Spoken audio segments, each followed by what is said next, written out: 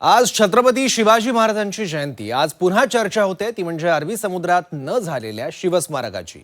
स्मारकाबाबत मोठमोठ्या घोषणा झाल्या, पूजनाचे सोहळे झाले, पण स्मारकाच्या उभारणीला मात्र अजूनही मुहूर्त मिळाला नाहीये। गेल्या 10 वर्षांपासून समुद्रातलं शिवस्मारक का रखडलं, त्यावरून विरोधकांनी सरकारवर काय आरोप केले आणि स्मारकाला होत असलेल्या विलंबाबाबत सरकारचं नेमकं काय म्हणणं आहे पाहूयात।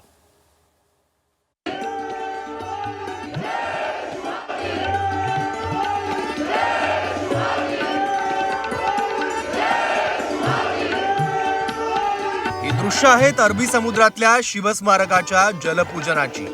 पंतप्रधान मोदींच्या हस्ते मोठ्या थाटामाटात 2016 मध्ये हे जलपूजन करण्यात आलं।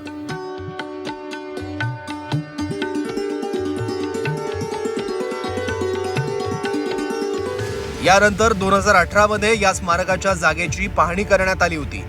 यावेळी स्पीड बोटच्या झालेल्या अपघातात एका तरुणाचा मृत्यू झाला होता, तर काही अधिकारी पत्रकार थोडक्यात बचावले होते। गिरगाव चौपाटीपासून समुद्राच्या थोडात जगातला सर्वात उंच शिवरायांचा पुतळा, 212 मीटर उंचीचा शिवरायांचा अश्वारूढ पुतळा असलेलं हे शिवस्मारक अरबी समुद्रात दिमाखात उभं करण्याची घोषणा झाली होती। L&T कंपनीला कामाचं कंत्राटही दिलं गेलं, पण त्यालाही आता 10 वर्ष लोटली आहे। शिवस्मारकाची घोषणा फक्त घोषणाच राहिली, कारण इतक्या वर्षात शिवस्मारकाची एक वीट सुद्धा उभी राहू शकली नाहीये।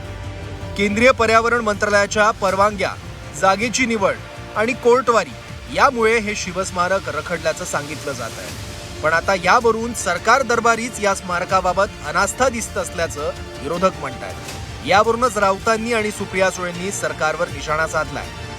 फ्रान्सचे अध्यक्ष मॅक्रॉन यांना घेऊन गेटवे ऑफ इंडियाला गेले होते।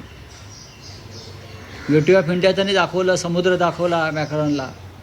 खरं म्हणजे त्यांना त्यावेळेला त्या समुद्रामध्ये आपण 10 वर्षापूर्वी छत्रपती शिवाजी महाराजांच्या स्मारकाचा जलाभिषेक केला होता, हे स्मरण त्यांना व्हायला पाहिजे होतं, पण त्यांना आता स्मरण होणार नाही, कारण निवडणुका नाही आहेत। निदान देवेंद्र फडणवीस यांना स्मरण असायला पाहिजे। त्यांना मतदान करणाऱ्या या ढोंग्यांना, मतदारांना स्मरण असायला पाहिजे होतं, पण ते दुर्दैवानं नाही आहे। मी याच्याबद्दल किती वेळा बोलली आहे तुम्हाला माहितीच आहे। आणि इलेक्शन आलं की तिथे पूजा अर्चा केली जाते असं दिसतंय, आणि इलेक्शन झाल्यानंतर कोणी त्याच्याबद्दल एक शब्द काढत नाही। आपला सगळ्यांचा अनुभव झाला आहे तिथे। मला असं वाटतं पहिल्यांदा जेव्हा काय त्यांनी सुरुवात करायचं केलं, त्यालाच काहीतरी 5-10 कोटी रुपये खर्च केले होते, मला आठवतंय। तेव्हा आम्ही हा प्रश्न उचलला होता, पण आता मला नाही वाटत त्यांच्या त्या अजेंडावर ते राहिले आता। तर शिवस्मारकाचं घाईघाईत जलपूजन केलं, मात्र अजून काम न होणं हे दुर्दैवी असल्याचं आदित्य ठाकरेंनी म्हटलं। अजूनही कुठेही त्याचं काही चिन्ह दिसत नाहीये। आणि त्यावेळी आपल्याला आठवत असेल छत्रपती शिवरायांचं जे स्मारक समुद्रात करणार होते ते असेल, किंवा इथे देखील महामानव डॉक्टर बाबासाहेब आंबेडकरांचं स्मारक घाईघाईत त्यावेळी 2017च्या निवडणुकीच्या आधी पंतप्रधान महोदयांना बोलवून एक ठिकाणी जलपूजन, दुसऱ्या ठिकाणी भूमिपूजन केलं होतं, पण अजून कुठेही तसं काम पूर्ण झालेलं दिसत नाहीये, हे दुर्दैव। शिवस्मारकाचा खटला सर्वोच्च न्यायालयाने मुंबई उच्च न्यायालयाकडे वर्ग केलाय। राज्याच्या सार्वजनिक बांधकाम विभागाने तसंच महाराष्ट्र कोस्टल झोन मॅनेजमेंट अथॉरिटीने प्रतिज्ञापत्र सादर केलंय, पण केंद्रीय पर्यावरण मंत्रालयाने अद्याप प्रतिज्ञापत्र सादर केलं नाही। पुन्हा सुनावणीसाठी राज्य सरकारनेही पुढाकार घेतल्याचं दिसत नाहीये। पर्यावरणाची ना हरकत प्रमाणपत्र सुद्धा वादात आहे, जनसुनावणी सुद्धा अद्याप झालेली नाहीये। त्यामुळे सरकार दरबारीच याबाबत अनास्था आहे का असा प्रश्न उपस्थित होतो, पण ही बाब भाजप नेत्यांनी फेटाळली आहे।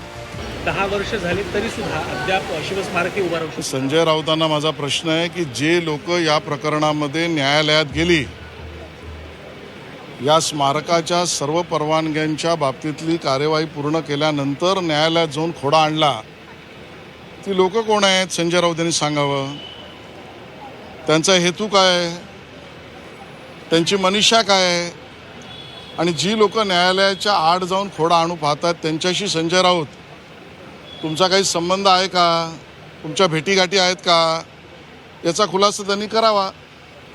आणि म्हणून या न्यायालयीन प्रक्रियेतून लवकरच आपली सुटका होऊन आपलं हे आंतरराष्ट्रीय स्मारक त्याचं काम प्रत्यक्षात सुरू होईल हे माननीय मुख्यमंत्री महोदयांनी विधानसभेच्या पटलावर सांगितलेलं आहे। भारतीय जनता पार्टीला छत्रपती शिवाजी महाराजांचा कधीही विसर पडत नाही. उद्धवजी ठाकरे यांना छत्रपती शिवाजी महाराजांचा विसर पडतो. संजय राऊत तुम्हाला शिवाजी महाराजांचा विसर पडतो. अरबी समुद्रामध्ये स्मारक झालं पाहिजे ही भारतीय जनता पार्टीची भूमिका होती.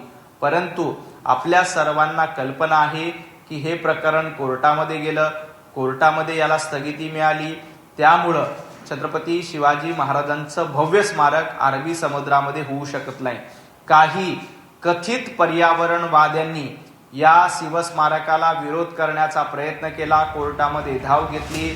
भाजप नेत्यांनी जरी शिवस्मारक लवकरच होणार अशी हमी दिली असली तरी छत्रपती संभाजीराजे मात्र या मताशी सहमत नाहीये. त्यांच्या मते मुळात शिवस्मारकाची जागा चुकली आहे आणि समुद्रातली जागा बदलल्याशिवाय शिवस्मारक सत्यात येईल असं त्यांना वाटत नाही.